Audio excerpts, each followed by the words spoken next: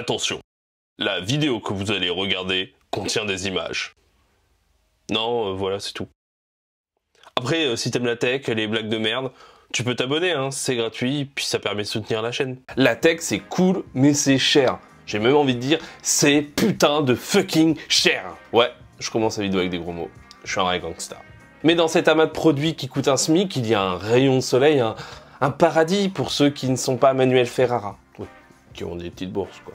La réponse à toutes nos angoisses, elle est française, et elle s'appelle Back Market.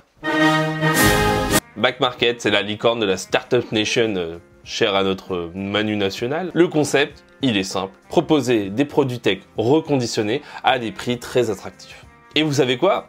Bah, le business, il marche bien, hein. Parce que les petits loulous, là, ils sont valorisés à plus de 5 milliards d'euros. Alors, dans l'idée, c'est sympa. On promet aux consommateurs d'acheter des produits remis à neuf pour moins cher, et en plus d'avoir un geste d'éco-consommateur. Sauf qu'en réalité, on est bien loin du monde féerique de Mon Petit Poney sous acide. Ou alors, la licorne, elle pratique le BDSM et sa corne a une carte d'abonnement privilège à la fistinière. Tout simplement parce que ce que propose Back Market, en fait, c'est de la poudre aux yeux. Saupoudrée d'une bonne dose de marketing hyper bien sentie. Et c'est pas pour rien que UFC Que Choisir les a épinglés pour pratiques commerciales trompeuses. Je sais pas pour toi, mais moi personnellement, quand j'entends à chaque fois UFC Que Choisir, j'imagine des mecs dans un ring en slip en train de se foutre sur la gueule à coups de garantie et conditions générales de vente. Ah oui, moi aussi maintenant que tu le dis. Reprenons, UFC attaque Back Market sur le fait qu'ils affichent le prix du produit neuf à côté du produit qu'ils vendent. Ce qui est complètement con, puisqu'on ne peut pas comparer d'un point de vue financier un produit d'occasion à un produit complètement neuf. Cela ne représente pas la valeur réelle du produit et ça peut inciter le consommateur à l'acheter plus cher qu'il ne devrait. Bouh, Back Market, bouh, t'es nul! Mais ça, ce n'est que la face visible de l'iceberg de mer que représente la plateforme. Comme je vous l'ai dit, la ligne commerciale de Back Market, c'est revendre des produits reconditionnés pour pas cher. Mais est-ce que Back Market s'occupe de reconditionner eux-mêmes ces différents produits? Que nenni! Parce qu'en fait, Back Market n'est qu'un marketplace de produits reconditionnés. Ce qui veut dire que n'importe quelle entreprise peut vendre ses produits sur la plateforme, qu'ils soient honnêtes ou non. Vous me croyez pas? C'est assez facile de se créer un compte sur la plateforme et les données qu'ils demandent pour vérifier votre profil sont tellement génériques qu'en fait, ça ne permet pas d'assurer que vous êtes un bon ou un mauvais professionnel. Il suffit que vous fassiez les démarches pour créer une entreprise, même si vous n'avez aucune expertise, et vous pouvez techniquement vendre des produits chez Back Market. Et ça déjà, ça craint. On pourrait penser que l'avantage de commander chez Back Market, c'est que bénéficier de la garantie qu'offre le site auprès des consommateurs. Bien sûr que non, puisqu'en fait, c'est les vendeurs qui se chargent du SAV. Vous la voyez, la douille, hein? Ça commence à puer ou c'est moi? Et la plupart des cas, dès qu'ils commencent à avoir un problème avec vos appareils, vous allez avoir un grand chemin de croix pour pouvoir trouver une solution. Il suffit de faire une recherche Back Market arnaque, lire les commentaires, c'est pas jojo. Mais ça, c'est quand les prix pratiqués ne sont pas mensongers ou virent au foutage de gueule. On peut carrément trouver des produits d'occasion vendus aussi cher que le neuf, voire bien plus cher que le prix de vente public. Les vendeurs sont totalement libres sur le prix de vente qu'ils peuvent fixer sur leurs produits sans aucun contrôle de la part de la plateforme. Par exemple, il faudra m'expliquer comment un Oculus Quest 2 d'occasion 64 Go peut être vendu à 679 €, alors qu'en fait Meta vend la version 256 Go à 449 €. Il y a Anna Paulina qui a squirté dessus ou quoi? Non, je sens une odeur de merde, hein, mais j'arrive pas à savoir d'où elle vient. Mais la cerise sur le McDo, c'est que vous pouvez vous retrouver à payer des produits qui sont vendus sur AliExpress pour des montants allant de 3 à 10 fois plus cher. Non, c'est vraiment envahissant là. On a l'impression que ça a macéré, quoi. Est-ce que vous savez comment ça s'appelle? Eh bien, je crois que c'est le moment de vous l'expliquer en chanson. Ah oui, une chanson!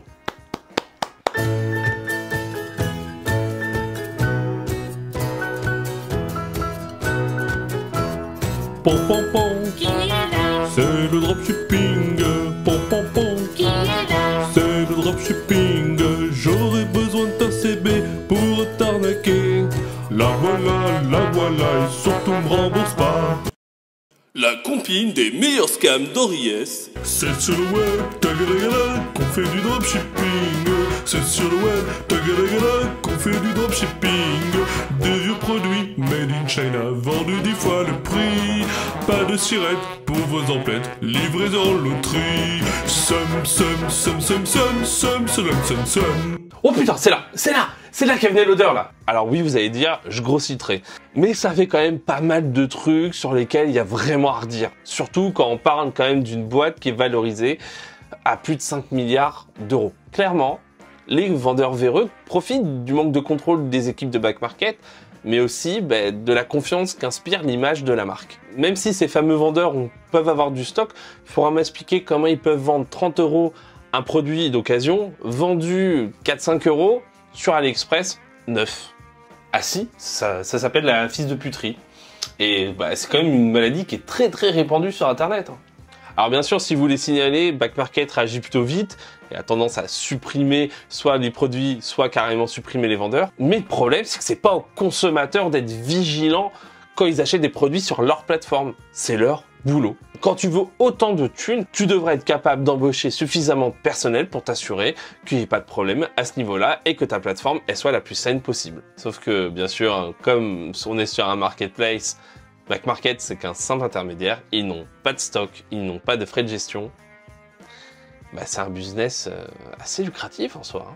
Et à tous les coups, ça arrange la plateforme parce que je pense qu'ils doivent à chaque vente toucher une belle commission, que ce soit des vendeurs qui soient respectueux des consommateurs ou des simples connards qui veulent faire du business sur le dos de pauvres gens. Alors, je sais, je noircis sûrement pas mal le tableau et tout site de e-commerce doit avoir son lot de détracteurs.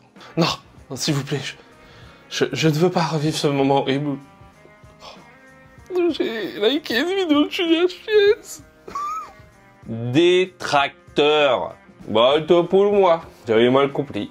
Parce que dans la majorité des cas, les avis semblent globalement positifs. On a donc malgré tout de grandes chances d'avoir un produit de qualité pour moins cher.